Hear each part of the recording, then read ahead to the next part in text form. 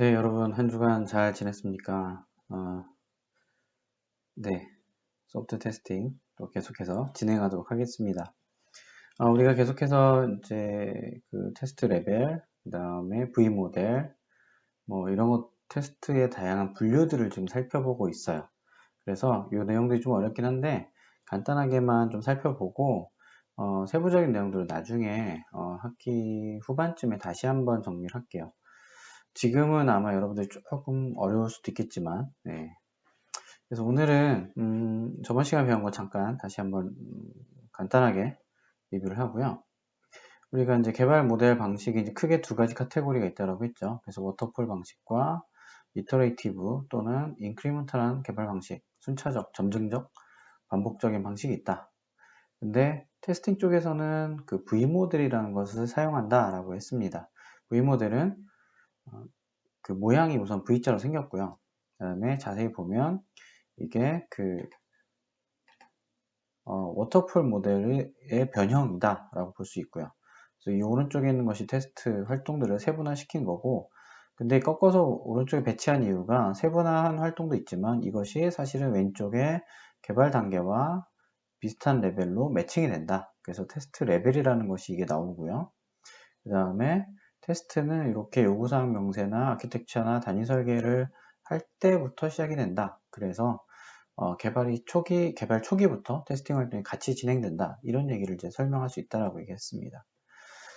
그리고 이제 왼쪽의 활동은 주로 verification, 그 다음에 오른쪽 활동은 validation이다. 라고 얘기를 했습니다. 그래서 이렇게 다양하게 응용할 수 있고, 우리가 이제 그래서 테스트 레벨, 테스트의 범위에 대해서 저번 시간에 살펴봤습니다. 그래서 우리가 테스트의 대상을 어디까지 테스트할 거냐라는 것을 이제 다 그 범위를 점점점 넓혀가면서 단위 테스트, 통합 테스트, 시스템 테스트, 인수 테스트 이렇게 구분한다라고 얘기를 했죠. 그 다음에 테스트 목적에 따라서 어떤 결함, 어떤 형태의 문제들을 찾아내고자 하느냐에 따라서 코드의 커버리지를 다 보겠다. 아니면 우리는 코드의 구조를 좀 보겠다. 그럼 구조나 설계 테스트, 그 다음에 변경에 따른 요구사항 변경을 다 만족하는지 보겠다. 그럼 변경 테스트, 뭐 이런 식으로 기능을 잘 동작하는지 보겠다. 기능 테스트. 근데 기능 말고 성능이나 뭐 신뢰성 같은 그런 비기능적인 요소를 테스트하겠다 할 때는 비기능 테스트. 뭐 이렇게 이제 분류한다고 했죠. 테스트 목적에 따라서 테스트 타입을 분류할 수 있고요. 그 다음에 수행 방식에 따라서 코드를 돌려가면서 하느냐 아니면 그렇지 않고 하느냐에 따라서 코드를 동작시키지 않고 하는 방식을 스태틱, 정적 테스트라고 했고요. 그 다음에 반면에 코드를 실제로 돌려보는 실제 환경 또는 가상 환경, 뭐 개발 환경 여러 가지 환경에서 코드를 동작시켜 보면서 테스트하는 것을 동적 테스트다라고 얘기했습니다. 그래서 이제 여기 뒤에서 우리가 교재 챕터 3이 이 정적 테스트에 대한 부분이고, 그 다음에 챕터 4가 이 동적 테스트에 대한 부분입니다. 근데 이제 테스트 4는 또 테스트 설계 기법, 그러니까 테스트 케이스를 어디에서 가져오느냐에 따라서 명세 기반이다, 구조 기반이다, 경험 기반이다, 뭐 이렇게 이제 분류하는데, 요 부분들은 뒤에 가서 좀 더 자세히 다루도록 할게요. 자, 그래서 우리가 우선은 오늘은 요 저번 시간까지 했던 게 이제 테스트 레벨에 대한 내용들을 살펴봤고요. 그래서 단위, 통합, 시스템, 인수 이런 네 가지 레벨로 나눈다. 하지만 저번에도 얘기했지만 이게 딱 모든 회사에서 동일하게 딱딱딱 떨어져서 하는 것은 아니고요. 컨셉추얼하게 이렇게 설명을 하고 있고, 그건 회사의 상황이나 프로젝트 특징에 맞춰서 이름도 바뀌고 그 범위도 약간씩은 바뀌어요. 그래서 어떤 회사에서는 단위와 통합을 묶어서 하기도 하고, 어떤 회사에서는 통합 테스팅을 시스템 테스트와 같이 하기도 하고, 아니면 어떤 회사에서는 뭔가 통합 테스팅을 더 세분화하기도 하고, 뭐 이렇게 이제 다양하게 수행을 합니다. 그리고 인수 테스팅도 실제로는 알파 테스트, 베타 테스트 이런 식으로 나뉘는 것처럼 사실은 더 디테일하게 나눠지기도 하고 간략화되기도 하고 이렇게 적절하게 응용이 됩니다. 그래서 이제 이런 특징들을 여러분들이 아마 공부했을 거고요. 그래서 이제 단위 테스팅은 왜 해야 되느냐를 살펴봤죠. 단위 테스팅은 개발 단계에서 코드의 결함을 발견하게 되면 이게 테스트 단계나 아니면 실제로 유지보수 단계, 출시 이후의 단계에서 찾아내는 비용에 비해서 훨씬 더 적은 비용으로 효과적으로 결함을 찾을 수 있다. 그렇기 때문에 굉장히 좋은 방법입니다. 그런데 사실은 잘 안 되고 있죠. 요즘은 많이 좋아지긴 했지만 그래도 아직까지 그렇게 단위 테스트가 막 이렇게 활성화되거나 그렇지 않은 경우도 많이 있습니다. 네. 그래서 여기서 이제 단위는 뭐 유닛, 컴포넌트, 클래스, 모듈, 펑션, 파일 뭐 이렇게 정의하기 나름입니다. 그래서 뭐 기능 단위로 뽑기도 하고요. 뭐 다양하게 할 수 있는데 아무튼 그 정의한 그 유닛 안에서의 테스트를 하는 거고요. 우리가 이제 좀 이따가 JUnit 가지고 자바 클래스에 대한 단위 테스트를 실행을 해볼 거예요. 실습을 간단히 해볼 겁니다. 그래서 여기서 이 드라이버와 스톱, 테스트 하니스라는 용어를 살펴봤죠. 그래서 스톱 드라이버는 우리가 테스트 대상이 되는 컴포넌트를 호출하기 위한 마치 메인 함수 같은 뭐 이런 것들을 보통 드라이버라고 하고, 테스트 대상이 되는 함수가 그냥 자체 내에서 호출하고 끝나면 문제가 없는데, 만약에 얘가 다른 함수를 호출한다든지 다른 전역 변수를 참조하거나 라이트 한다든지 이러면 그거에 대한 가상의 코드를 만들어 줘야 되죠. 왜냐하면 우리가 테스트하고 싶은 요 모듈에 대해서만 환경을 제한하고 싶은 거예요. 그래서 이렇게 위아래로 자른 다음에 이렇게 카테고리를 이렇게 환경을 만들어서 내가 원하는 모듈에 대해서만 테스트를 하겠다라는 것의 개념이 이제 이 단위 테스트, 컴포넌트 테스팅의 컨셉입니다. 그래서 이제 이렇게 드라이버와 스톱이라는 것이 있고 얘를 묶어서 테스트 하니스라고 보통 얘기합니다. 통합 테스팅은 이렇게 단위 테스트가 다 끝난 것들이 뭉쳐져 가면서 하는 테스팅을 이제 통합 테스팅이다라고 얘기했죠. 그래서 밑에서부터 올라가면 바텀업, 위에서부터 내려가면서 붙여가면 탑다운, 그 다음에 중요한 모듈들 위주로 기능들 위주로 묶어서 하면 백본, 그 다음에 뭐 되는 거 그냥 묶어서 하면 빅뱅. 근데 네, 이렇게 이제 테스팅을 분류하기도 하고요. 그 다음에 시스템 테스트는 이런 식으로 해서 개별 모듈이 다 테스트가 되고, 그 다음에 모듈들 간의 인터페이스까지 테스트가 되면 결국에 이게 다 뭉쳐진 것이 하나의 소프트웨어 시스템이 되죠. 그러면 소프트웨어 시스템에 대한 테스팅을 수행하는 것을 시스템 테스팅이다 라고 얘기하고요. 여기서는 기능에 대한 부분도 테스트하지만 사실 여기서 중요한 어떤 포커스는, 테스트 목적은 비기능적인 요소들을 테스트하는 것을 목적으로 해요. 그래서 비기능적인 요소가 뭐냐? 그래서 성능, 신뢰성, 사용성 이런 것들인데, 자, 제가 설명을 좀 할게요. 자, 이거는 뭐냐면 ISO 25010, 25000 시리즈라고 보통 우리가 하는데 25000 뭐 이렇게 치기도 해요. 그래서 ISO라는 것은 이제 국제 표준화 기구죠. International Standard Organization의 약자인데, 그 ISO는 주로 유럽 쪽에서 유럽에서 주도하고 있는 표준화 단체예요. 물론 이제 뭐 북미나 국내 우리나라도 참여하고 있긴 하지만 유럽에서 이제 주도를 하고 있죠. 많은 부분들. 아무튼 근데 ISO 25010이라는 국제 표준들을 만들어내요. 그래서 이게 꼭 소프트웨어만 있는 건 아니고 되게 다양한 분야에 있는데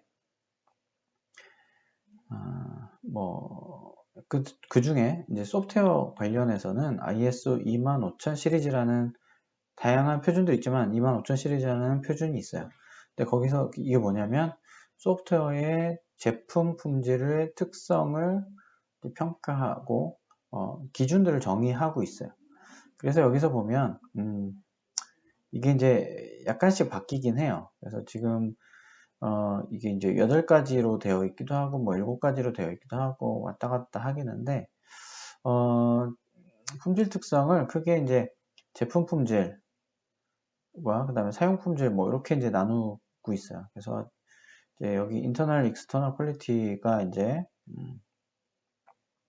요즘은 이제 제품 품질이라는 타이틀로 바뀌었는데, 원래 이제 그 국제 표준은 다 영어로만 돼 있어가지고, 한글로 되어 있는 자료를 찾다 보니까 이렇게 돼 있는데, 지금 버전에서 이거보다 또 바뀌긴 했어요. 예를 들어서 보안성 이런 것들이 이제 하나의 특성으로 나와 있는데, 아무튼 요 왼쪽에 있는 제품 품질을 보면 기능성, 펑셔널리티는 기능을 만족하는지를 확인하는 거예요. 그래서 그러니까 소프트웨어가 갖춰야 되는 품질 요소들을 크게 이렇게 7가지, 뭐 6가지, 7가지, 8가지 형태로 구분을 하는 거예요.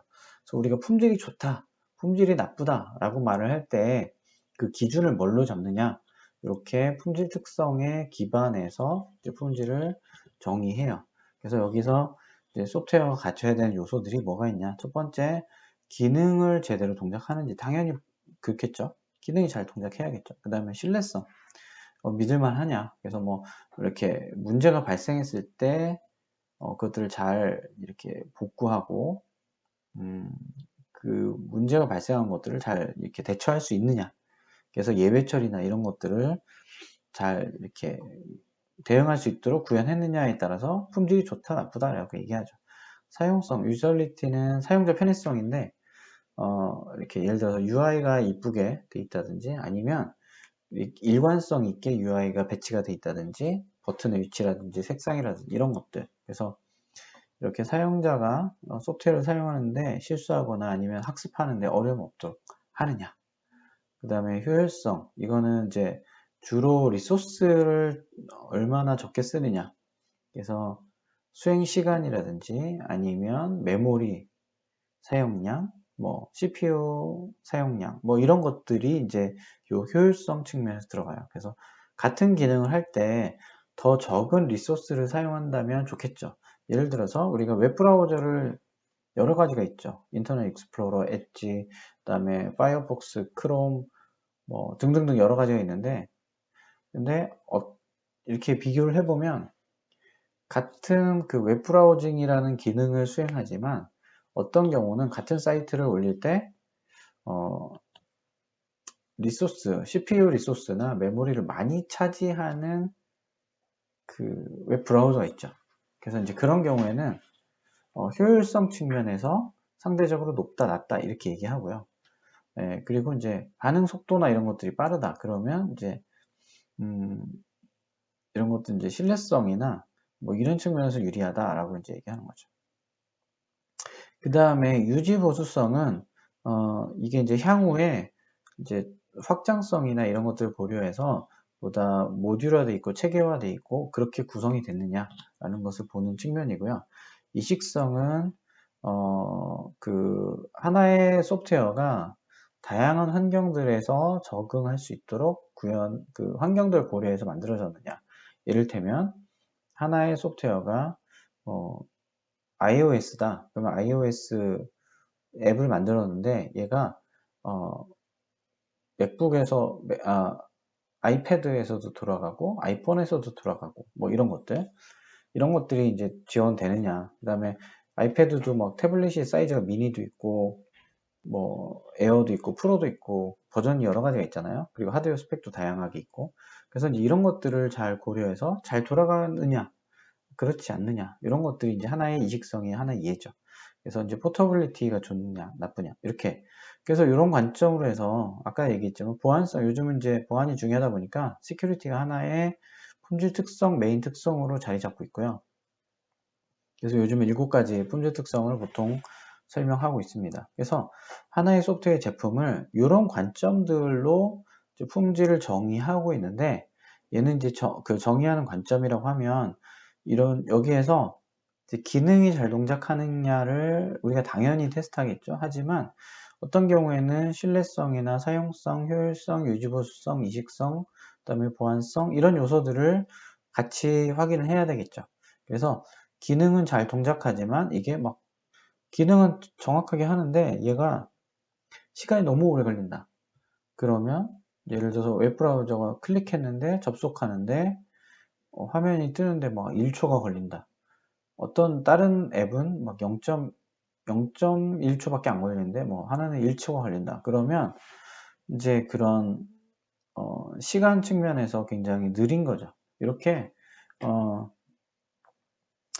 그 기능적인 요소 말고 나머지 유 요소들을 보통 비기능적 특성이라고 얘기해요. 그래서 이런 비기능적인 요소들을 테스트하는 것을 비기능 테스트다라고 얘기하죠.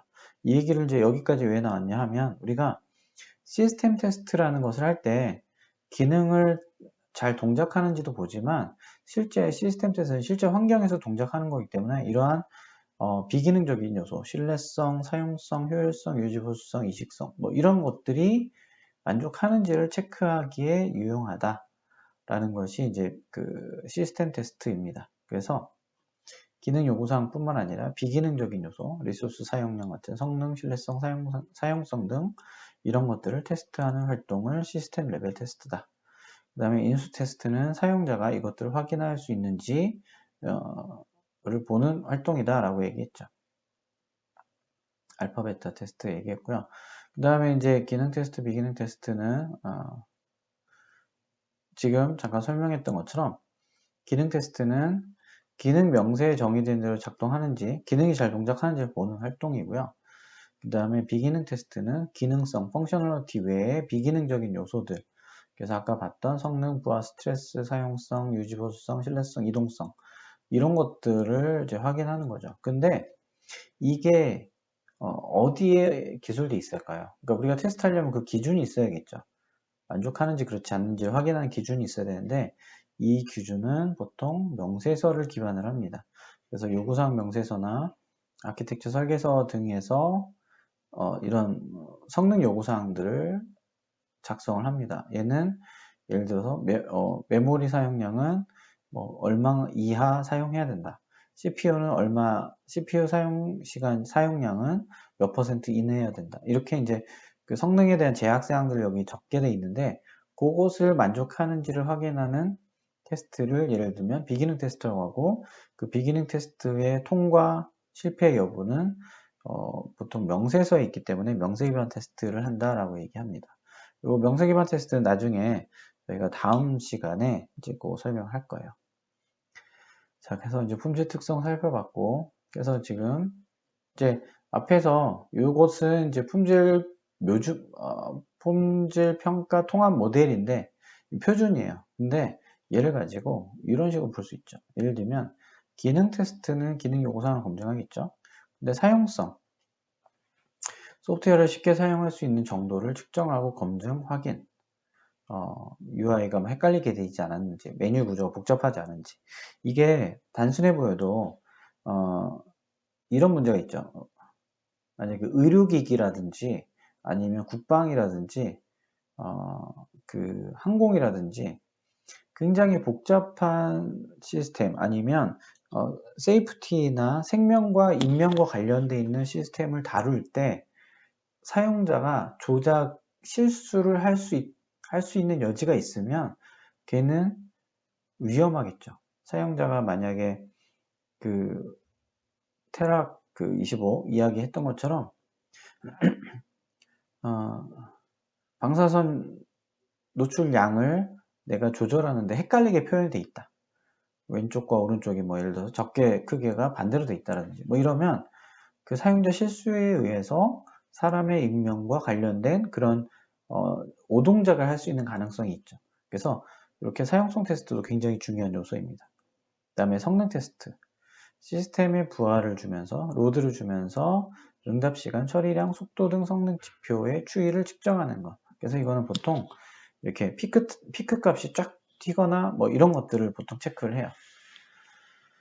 그 다음에 스트레스 테스트는 뭐냐면 말 그대로 스트레스풀한 상황을 계속 주는 거예요. 그래서 예를 들어서 DB에 뭔가 트랜잭션을 반복해서 막 읽고 쓰고 뭐 한다든지 아니면 쿼리를 계속 날린다든지 아니면 뭔가 이렇게 그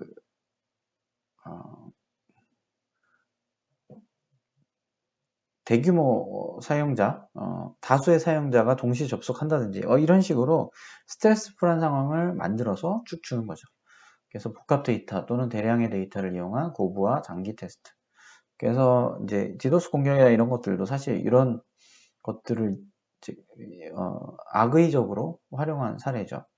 그 다음에 회복 테스트는 문제가 발생했을 때 이게 얼마나 빠른 시간 안에 복귀하느냐. 예를 들어서 DB 데이터베이스 시스템이 서버가 멈췄다. 그러면 그동안 잘못된 트랜잭션을 다시 롤백 하느냐, 그 다음에 그 데이터들의 무결성을 보존하느냐, 그리고 얼마나 빠른 시간 안에 복구하느냐, 그리고 이제 사실 아마존이나 이런 구글이나 이런 웹 서비스나 그런 클라우드 서비스를 하는 데에서는 보통 하나의 서버가 죽으면 바로 그 예비 서버가 동작할 수 있도록 하기 위해서 이렇게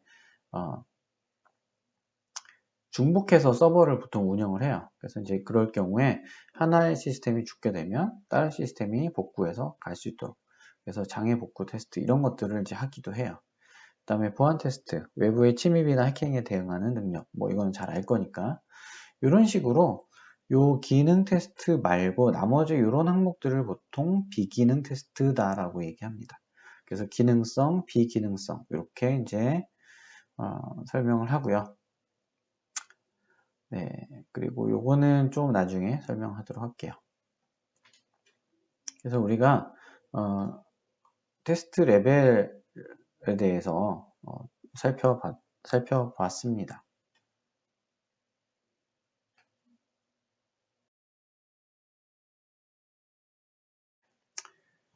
네, 이번 시간에는 JUnit라는 것을 활용해서 단위 테스트를 한번 해보도록 할 거예요. 실습을 해볼 겁니다. 자, 아까 우리가 단위 테스트에 대해서 살펴봤죠. 단위 테스트라고 하는 것은 소프트웨어 컴포넌트, 어떤 유닛을 정의하고 그 유닛에 한해서 테스트를 수행하는 것을 단위 테스트라고 하는데, 자바 같은 그런 객체 지향 언어에서는 클래스를 보통 하나의 유닛으로 잡아요. 그래서 클래스가 하나의 단위가 되고, 그러면 여기서 이제 그 자바 클래스를 테스트하기 위해서 이제 여러 가지 툴들을 제공하고 있는데, 보통 단위 테스트 도구는 굉장히 사실은 고가예요. 일반적으로는 굉장히 고가의 툴들이 많이 있고, 그래서 실습하기 어려운데, 이제 JUnit 같은 그런 오픈소스 도구들이 있어요. 얘네들은 오픈소스이기 때문에 무료죠. 무료고, 또 그 요즘은 이제 JDK, 이클립스 안에 이제 설치가 되어 있기 때문에 별도의 설치 과정이 없어요. 그래서 되게 편하기 때문에 실습에 활용하기가 유용합니다. 자, 그러면 여러분들이 이제 최신 버전의 이클립스를 깔았다고 가정을 해볼게요. 깔았다고 가정을 하고, 이제 본격적으로 JUnit을 가지고 실습을 해보도록 하겠습니다. 그래서 JUnit은 자바 프로그램을 개발할 때 단위 테스트를 지원해주는 그런 단위 테스트 프레임워크입니다. 그래서 이제 단위 테스트 프레임워크라고 하는 것이 뭐냐면 테스트를 완전히 자동으로 해주는 건 아니고요. 단위 테스트를 하는데 필요한 메소드, API나 이런 매크로 같은 것들을 제공해서 단위 테스트를 좀 더 효과적으로, 효율적으로 할 수 있도록, 좀 편하게 할 수 있도록 지원해주는 그런 툴이라고 보시면 돼요. 그래서 약간 반자동 그런 느낌이고, 우선 한번 실습을 해보면서 가보도록 하겠습니다. 그럼 우리가 이제 테스트 하려면 뭐가 필요하겠죠? 예, 기본적으로 이제 툴을 설치해야겠죠. 근데 아까 얘기했던 것처럼 이 JUnit은 최신 버전에서는 Eclipse IDE 안에 보통은 다 들어가 있어요. 그래서 별도의 설치가 필요 없고요. 가끔 이제 뭐 여러분들 이제 자료 같은 거 찾아보다 보면 옛날 옛날 그 참고 자료 같은 데 보면 Eclipse에 이런 JUnit을 설치하는 그런 설명이 있기도 한데 요즘은 이제 다 설치되어 있기 때문에 설치 과정은 별도로 다루지 않습니다. 자, 그러면 본격적으로 이제 시작을 하기 전에 뭐가 필요할까요? 테스트를 하려고 하면 테스트 대상 코드가 있어야겠죠. 그래서 우선은 대상 코드를 한번 만들어 보도록 하겠습니다. 그런데 패키지를 좀 구성을 해서 자바 프로젝트를 새로 만들고요. 거기에 패키지 구성을 해보도록 할게요.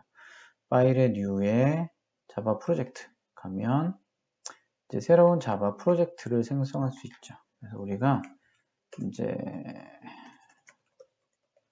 간단한 계산기 예제를 해볼 거기 때문에 프로젝트 이름을 Simple Calculator라는 프로젝트로 만들 거예요. 그리고 뭐 디폴트로 설정을 하고 여기서 create module import.java 파일은 생성하지 않도록 할게요. 이렇게 하면 finish가 되고요. 그러면 여기 이제 왼쪽에 프로젝트가 생겼죠. 그런데 JR이 자바 S23 버전 그 빌드 패스가 들어가 있고요. 소스 폴더에 아무것도 없죠. 그렇죠? 그럼 우리가 여기서 패키지를 하나 만들 거예요. 패키지를 하나 만들고 패키지 안에 이제 테스트 하려고 하는 코드를 하나 만들죠. simple calculator.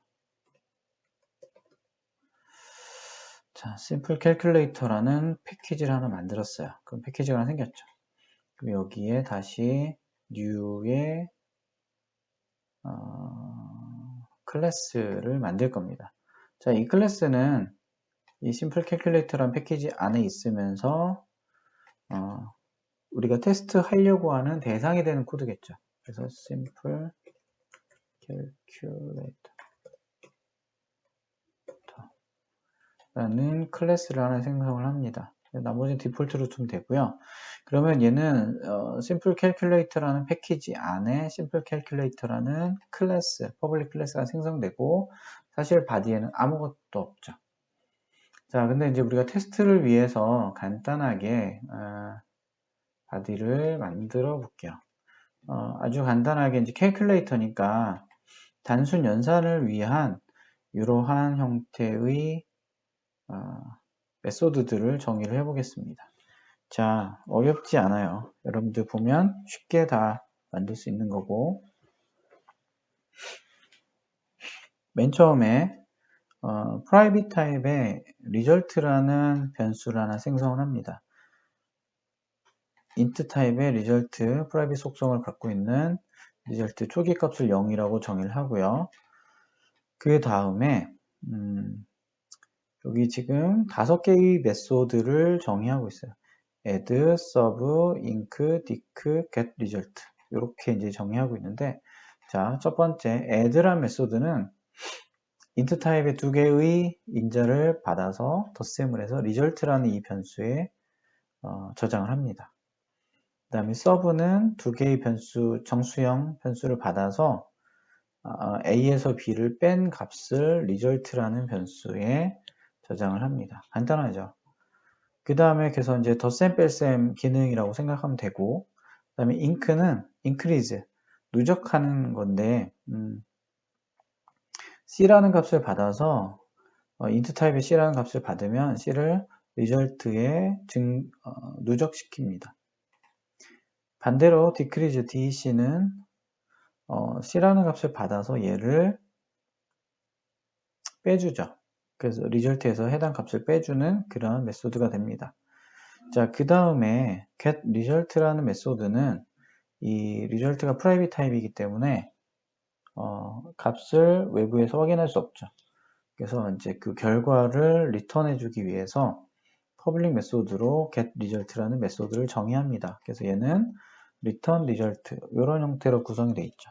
자, 전혀 어렵지 않죠. 그래서 얘는 지금 우리가 한 거는 simple calculator라는 패키지 안에 simple calculator라는 클래스를 하나 정의를 했고 그 안에 private int result라는 변수를 정의하고 걔에다가 값을 더해주거나 빼주거나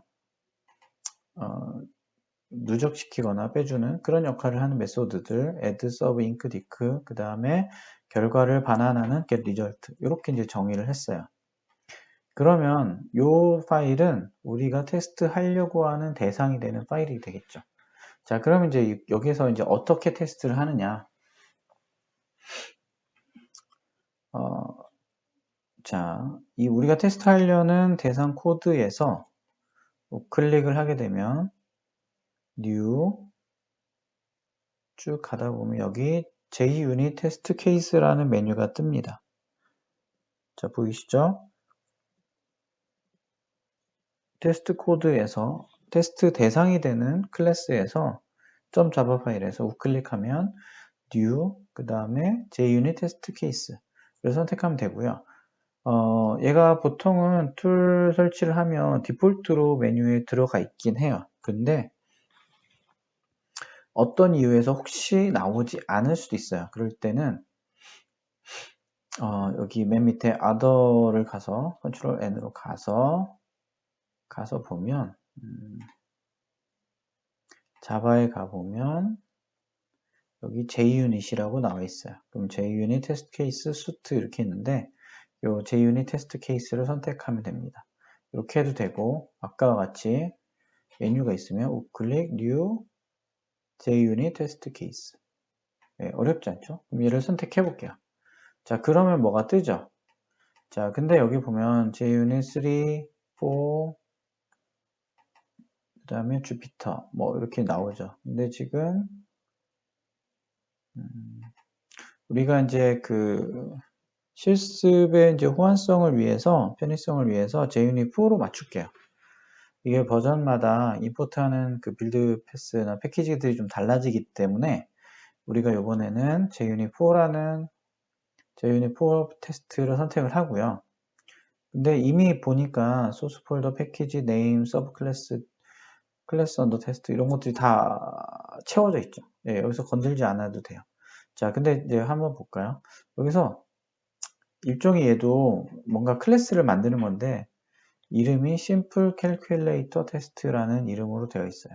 자, 여기서 이제 피니시를 해볼게요. 피니시를 하게 되면 지금 아까 우리가 JUnit4를 패키지를 빌드 패스를 추가하지 않았기 때문에 추가할 것입니까? 라고 질문이 나오죠. 그래서 여기서 OK를 누르세요. 추가적인 필요한 것들이 있죠. 그래서 이렇게 되면 갑자기 뭔가 여기 왼쪽에 보면 JUnit4라는 빌드 패스가 추가가 됐고요. 그 다음에 Simple Calculator 아까 우리가 처음에 만들었던 게 이 코드인데 얘를 테스트하기 위한 Simple Calculator Test.java라는 클래스가 나서 생겼어요.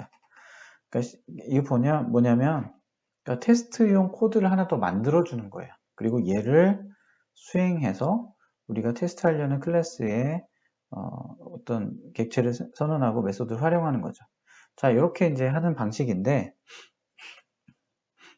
자, 지금 자세히 보면 이름이 simplecalculator.java에 테스트란 이름이 더 붙었죠.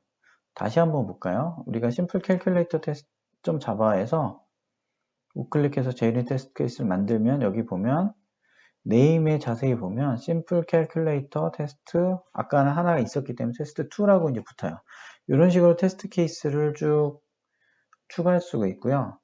그 다음에 클래스 언더 테스트는 어떤 클래스를 우리가 테스트 대상으로 할 거냐 라는 것을 정의할 수가 있어요. 근데 지금 우리가 아까 여기서 simple calculator simple calculator.java를 우클릭했기 때문에 이 패키지 이름 뒤에 클래스 이름이 나오죠. 그러니까 풀네임이 이제 쭉 들어가게 돼 있어요. 그래서 얘는 우리가 만들지 않을 거고요. 그래서 뭘 테스트하는 코드이다 라는 것이 나와주는 거죠. 자, 그러면 우리가 자동으로 만들어진 Simple Calculator Test.java라는 것을 보겠습니다. 자, 지금 패키지가 동일한 패키지 안에 들어가 있고요. 여기 보면 여러 개의 뭔가 임포트가 있어요. 이 두 개가 있죠. JUnit Assault랑 org.junit.test 이렇게 이제 임포트가 있고요. 얘는 뭐 신경 쓰지 않아도 돼요. 지금 보면 클래스 이름이 public class simple calculator test. 그 다음에 뭔가 여기 보면 골뱅이 annotation이죠. annotation test라고 써 있고 그 밑에 이제 메소드가 정의가 돼 있어요. public void test라는 메소드가 정의가 돼 있고 그 안에 fail이라는 메소드를 호출하고 끝나요. 자, 나중에 보겠지만 요 하나 테스트라고 어노테이션이 붙은 그 메소드 요게 하나의 테스트 케이스가 돼요. 그래서 이제 실제로 얘가 하나의 테스트의 수행 단위가 되는데 자, 우선 어떻게 수행하는지를 먼저 볼게요. 자, 아까는 테스트 케이스 만들기 위해서 심플 캘큘레이터 자바에서 우클릭을 했죠. 이번에는 테스트 대상이 되는 심플 캘큘레이터 테스트 자바라는 이 패키지를 우클릭하게 되면 자, 여기 밑에 가보면 run as라고 나와요. 찾으셨나요? 그러니까 테스트 대상 코드 말고 테스트를 수행하는 테스트 코드 그래서 우클릭하고 run as가 나오죠. 여기서 run as 선택하면 JUnit test라는 게 나와요. 이걸 선택하면 자, 한번 클릭해서 돌려볼게요. 그러면 지금 저장이 안 돼 있으니까 오케이. 자, 뭔가 돌았죠. 돌고 나서 갑자기 뭔가 JUnit이라는 패널이 하나가 추가가 됐어요. 자세히 보면 빨간색 막대기가 있고 그 다음에 여기 보면 뭐 runs, errors, failures 이렇게 나오고 밑에 이렇게 나오고 얘를 선택하면 뭔가 failure trace라고 해서 뭐 좀 복잡한 내용들이 있죠. 자, 요거에 대한 설명은 나중에 할게요. 근데 우선 기본적으로는 아까 우리가 여기 테스트, 어노테이션 테스트라는 것을 정의했는데 이 테스트 메소드 하나가 하나의 케이스이기 때문에 지금 테스트 케이스 총 1개 중에 1개가 수행됐다 라는 의미고요. 런스는 그 중에 결과를 봤더니 에러는 없었고 페일리어가 하나 있더라. 에러는 그러니까 지금 이 테스트는 결과적으로 페일이 난 거예요. 실패. 그러니까 예상 결과와 다른 거예요. 근데 그거는 이제 사실 여기 fail이라는 메소드를 호출했기 때문에 단정문을 호출했기 때문에 그런 건데 아무튼 여기서 페일리어가 났고 에러라고 하는 거는 테스트 코드를 수행할 때 예상치 않은 곳에서 예외 상황이 발생할 경우에 에러라고 떠요. 그러니까 예외 처리 같은 것들, 그러니까 익셉셔널한 상황으로 빠지는 경우 이런 경우에 이제 에러 개수가 뜨게 돼요. 자, 그러면 이렇게 해서 우리가 테스트 케이스를 만들고 수행하는 것까지 배웠어요. 이해되시죠? 우리가 테스트 하려는 코드를 만들고 거기서 우클릭해서 New JUnit Test Case를 하면 Simple Calculator Test라는 테스트 코드가 만들어지고 여기서 우클릭해서 Run As로 가서 JUnit Test를 수행하면 테스트 결과를 확인한다. 테스트가 수행이 되고 결과를 확인할 수가 있다. 근데 지금 뭔가 페일이 났다 라고 보는 거죠. 자, 그러면 이제 본격적으로 테스트를 한번 해볼게요. 자, 지금 이 메소드를 이제 변경을 해볼 거예요. 그래서 add test.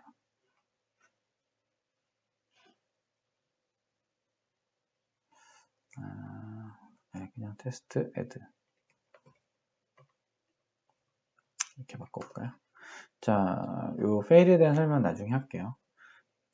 우선 우리가 테스트 하려는 코드가 심플 캘큘레이터 좀 자바라는 클래스의 메소드를 호출할 거죠. 그러려면 객체를 하나 만들어야 되겠죠.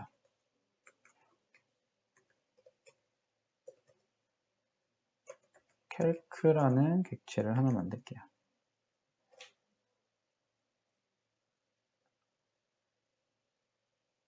그 다음에 new simple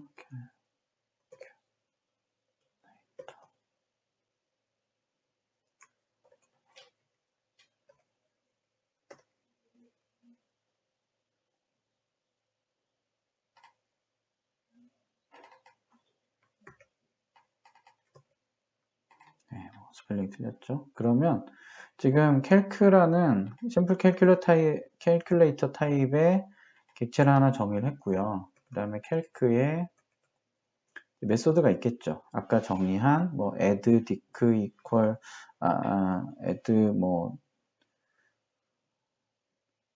sub 뭐 이런 것들이 쭉 있겠죠. 자, 그럼 여기서 add 테스트 해볼게요. add 예를 들어서 2 더하기 3 2와 3을 호출하게 되면 얘는 뭐가 될까요? 그러면 calculator.java에서 add란 메소드에서 두 개를 더해서 result에 추가를 하죠. 그러면 우리가 예상하기로는 calc. 그다음에 get result를 호출하게 되면 얘가 얼마가 될까요? 얘가 아마 5가 되겠죠. 그쵸? 요거를 테스트하고 싶은 거예요. 근데 이렇게 하면 이제 안 되니까 어떻게 테스트 하느냐. 여기 이제 fail이라고 아까 수행했던 것은 이제 단정문, assertion 문장이라고 하거든요. 그래서 여기에서 이 JUnit에서 제공하는 그런 메소드들이에요. 그래서 여기서 assert equals라는 단정문을 사용해요. 그래서 여기서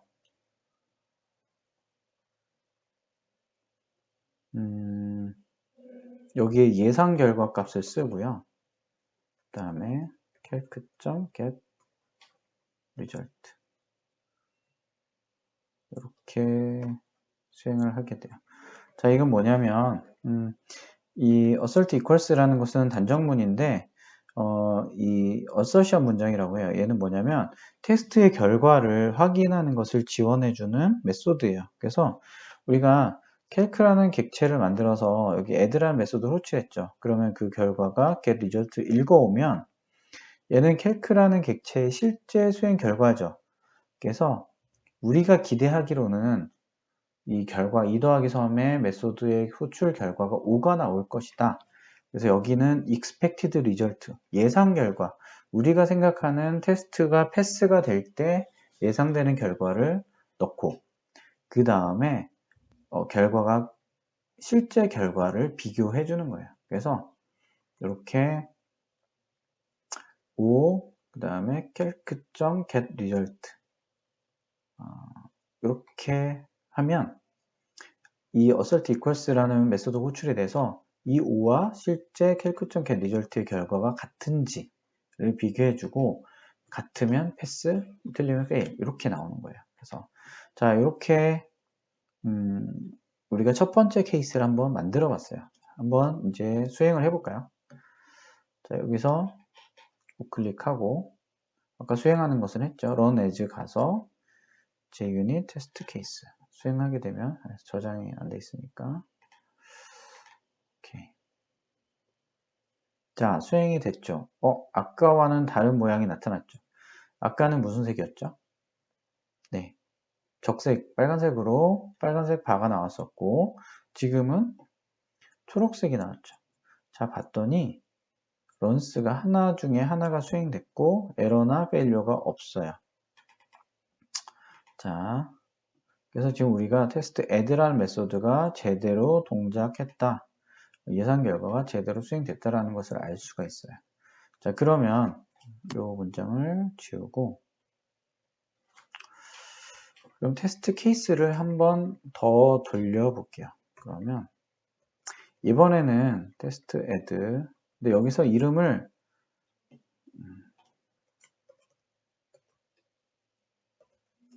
테스트 add2라고 할게요. 자, 메소드 이름을 같이 쓰면 안 되겠죠. 일단 오류가 나니까. 그래서 여기서 객체를 2개를 만들고 아까도 만들고 이번에는 뭐 예를 들어서 0 더하기 10 그러면 우리가 예상 결과는 10이 나오겠죠. 근데 이렇게 해볼게요. 여기에 assert equals 안에 스트링 값을 넣을 수가 있어요. 이렇게 첫 번째 인자로 first test 근데 여기서 테스트라고 넣고요. 일부러 한번 페일이 나는 케이스를 한번 만들어 볼게요. 그래서 0 더하기 10은 10인데 여기를 그냥 5라고 했어요. 아까와 같이 똑같이. 그러면 우리가 딱 예상을 해볼까요?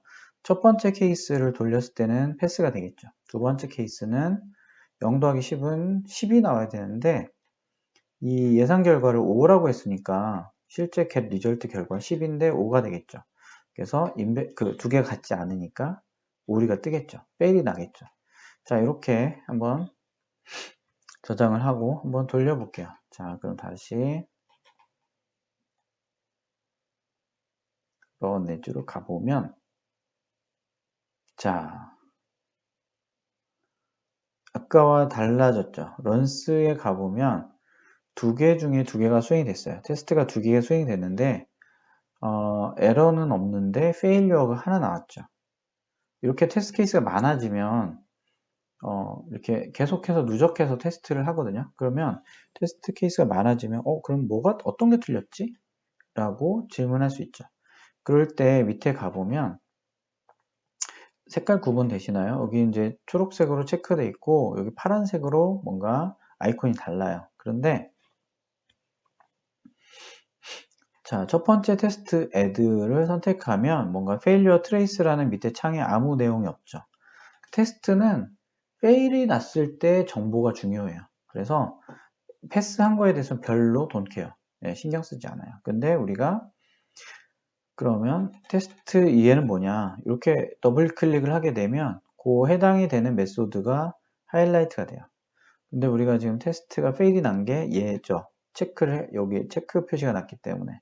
그래서 얘를 더블 클릭하면 어디서 잘못됐다. 여기 하이라이트 나오죠. 18번 라인에 보면 assert equals가 잘못됐다. 그런데 실제로 뭐 어떻게 잘못됐는지를 우리가 모르죠. 근데 봤더니 아까 자 위에 거를 선택하게 되면 failure trace에 아무 내용이 없는데 밑에 거를 선택하게 되면 failure trace에 뭔가 많은 내용이 나오죠. 여기 보면 자바랭 이렇게 쭉 있고 assertion error 그 다음에 second test라는 문장이 그 스트링이 나오죠. 이게 뭐냐면 여기에 저장된 요거예요. 아, 지금 요게 잘못됐구나 라는 걸 알 수 있고 더 중요한 건 expected가 5였는데 but was 10. 그러니까 예상 결과는 5였지만 실제 결과는 10이었다. 그래서 5와 10이 다르기 때문에 페일이 났다. 이렇게 아는 거죠. 자, 어떻게 이제 결과를 확인하는지 알았죠. 우리가 테스트를 할 때, 자, 이렇게 해서, 테스트 케이스를 만들고 이제 추가를 하겠죠. 근데 추가했는데, 이거는 우리가 테스트 케이스 일부러 잘못 짠 거긴 하지만, 테스트 결과에 따라서 코드가 잘못돼서 아니면 뭐 테스트 코드가 잘못돼서 어떤 이유에서든 페일이 날 수 있죠. 그러면 페일이 났을 때 패스가 된 거는 별다른 정보가 없죠. 패스가 났으니까. 근데 페일이 난 거는 선택해보면 여기에 자세한 정보를 알 수 있어요. 예상 결과가 뭐였고 실제 결과가 얼마였다. 그래서 틀렸구나. 그래서 페일이 났구나. 그리고 여기에 이런 스트링 값을 넣게 되면 그 스트링 문장을 보고도 어떤 부분이 틀렸는지 알 수가 있어요. 나중에 이제 우리가 다음 시간에 더 많은 예제를 해볼 건데 이 단정문을 가지고 이거 말고도 사실은 되게 여러 가지 단정문들이 있거든요. 그래서 이제 그런 것들을 가지고 이제 테스트를 해볼 거예요. 자, 그러면 우리가 이번 시간에는 패키지에서 패키지 만들고 테스트 코드를 하나 구현했고 그걸 테스트하기 위한 테스트 케이스를 만드는 JUnit 테스트 케이스 new에서 선택해서 JUnit simple calculator test.java라는 코드가 만들어졌고 이 코드에서 테스트 케이스를 추가하는 방법 테스트 케이스를 만드는 것 했고요. 그 다음에 얘를 우클릭해서 run as JUnit 테스트 수행해서 그 결과를 확인하는 것까지 했죠. 그래서 패스와 페일이 나는 경우에 어떻게 결과를 확인하느냐 라는 것까지 해봤습니다. 아마 이제 본격적으로 다음 시간에 JUnit 가지고 좀 더 이제 실습을 해볼 건데 여러분들이 이제 이건 과제는 아니고요. 여기 있는 뭐 서브라든지 잉크디크 이런 것들 가지고 테스트를 해볼 수 있을 거예요. 예를 들면 얘를 뭐 테스트 서브 그러면 add가 아니라 서브를 쓰겠죠. 서브를 호출하고 만약에 10에서 10을 빼면 0이 되겠죠. 그러면 이런 식으로 테스트 케이스를 추가하고 수행을 해보는 거죠.